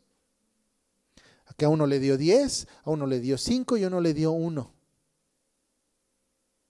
Aquellos que duplicaron, aquel que tuvo 10 que regresó 20, aquel que tuvo 5 que regresó 10, ¿qué fue lo que da el Señor? ¿Cuál es la resolución que da el Señor? Dice, oye, ¿cuántos me juntaste? ¿Te voy a dar más porque me juntaste más? No, sino la resolución es, bien siervo fiel. ¿Me diste 20? Muy bien. ¿Tú me diste 10? Bien, fuiste fiel. Pero aquel que no le dio, ¿cuál fue la resolución? No me diste nada, no gané nada contigo. No, sino es siervo infiel. Fuiste infiel con lo que te di. Entonces Dios evalúa y premia en base a qué. ¿A cuánto juntamos? ¿A cuánto fue? A que si tu hijo, mira, sí lo pudiste mandar a esta o tal universidad. Mira, sí le diste una educación cara. No, sino qué tan fiel fuiste con lo que Él te dio. ¿Sí? Y nuestros hijos son un recurso también, que Dios va a pedir cuentas. ¿Qué tan fieles fuimos con ellos? ¿Sí? Entonces, es algo que ponemos, ¿verdad?, frente a ustedes para que evaluemos y pensemos, no hay tal cosa como la neutralidad en la educación. No existe. O es cristiana y es fiel a Dios, o es hostil al Señor. Entonces, confiemos, lo que estamos haciendo está bien, es aprobado por el Señor. El Señor ha sido fiel durante estos años y Él va a seguir siendo fiel. ¿Sí? ¿Va a haber temas en el camino? Sí. ¿Va a haber conflictos, obstáculos que hay que superar? Sí, pero al fin del día el Señor promete estar con nosotros. ¿Sí? Entonces hay que tener fe en esto, confiemos en el Señor. Vamos a orar. Padre, te damos gracias por tu palabra, Señor, y porque podemos aprender acerca de la educación basada en tu palabra, Señor, y cómo debemos pues mantenernos firmes y fieles, Señor, a pesar de que vivimos en un mundo que pues muchas veces te rechaza y que pues no valora la educación cristiana.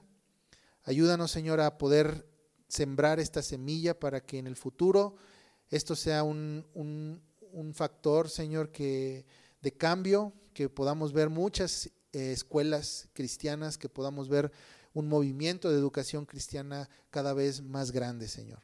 Que nuestro sistema educativo en el futuro en nuestro país sea un sistema cristiano, Señor, que te honre, que te glorifique. Sabemos que esa es la respuesta, Señor, para que podamos vivir en un país justo, un país próspero, Señor, el que te honremos, Señor, con nuestras mentes, con nuestros hijos. Y Padre, sabemos que es difícil, pero estamos contigo y sabemos que tú vas delante de nosotros. En el nombre de Jesús oramos. Amén.